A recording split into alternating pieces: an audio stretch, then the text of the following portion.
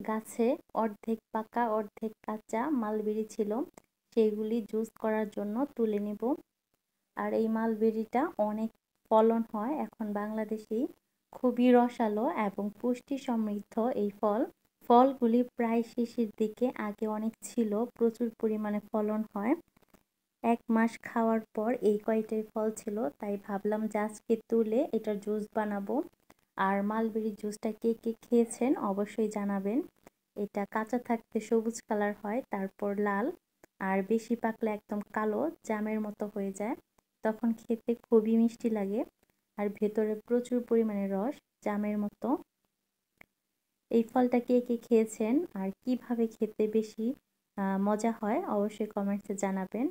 আমার কাছে তো জুস বানিয়ে খেতেই সবথেকে বেশি মজা লাগে।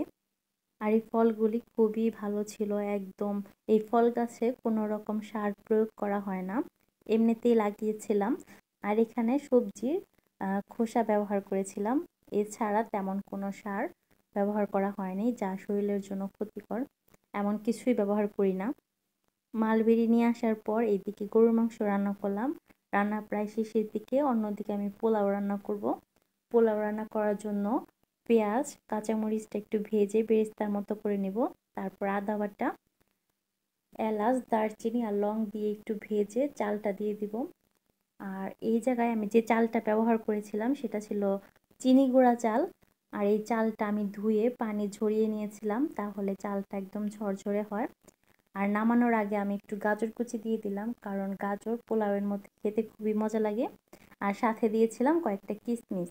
পোলাও মাংস খাওয়ার পর বিকালে আমি একটু কাস্টার্ড বানিয়েছিলাম, আর এটা ছিল একদম রেডি যে কাস্টার্ড সেটা। এখানে 2 রকমের জেলি ছিল, আর এই ফ্লেভারটা ছিল ম্যাঙ্গো ফ্লেভার। জেলিটা 2টা কালারের ছিল, লাল আর সবুজ। আর বাসায় যে কয় রকমের ফল ছিল সেগুলি নিয়ে কাস্টার্ডের যে ক্রিম সেটা কিভাবে রান্না করতে হয় সেটা প্যাকেটের মধ্যেই লেখা থাকে। আর এটার মধ্যে সাবুদানা নুডলস আর যে কাস্টার্ড পাউডার সেটা থাকে।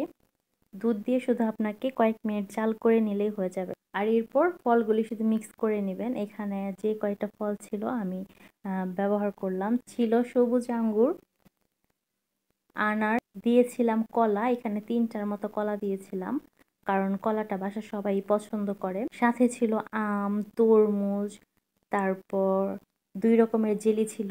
আর যারা এক্সট্রা বাসায় বানাতে চান রেডি মিক্স ছাড়া, তারা জেলোটিন বা আগার আগার পাউডার দিয়ে আপনারা এই জেলিটা তৈরি করে নিতে পারেন। আর অবশ্যই এখানে আমি দিয়েছিলাম কয়েক টুকরা আইস, যে একটু ঠান্ডা করার জন্য, কারণ যে কোনো ডেজার্ট ঠান্ডা খেতেই খুবই মজা। আর এই গরমের মধ্যে এই ডেজার্টটা খেতে খুবই ভালো লাগে। বাসায় যারা ছোট বা বড় ফল খেতে চায় না তাদের জন্য এটা অনেক মজার একটা খাবার।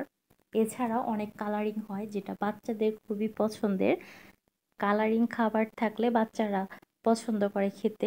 যারা ফল খেতে চায় না তাদেরকে এভাবে কাস্টার্ড বানিয়ে দিলে নিমিষে খাওয়া শেষ হয়ে যায়।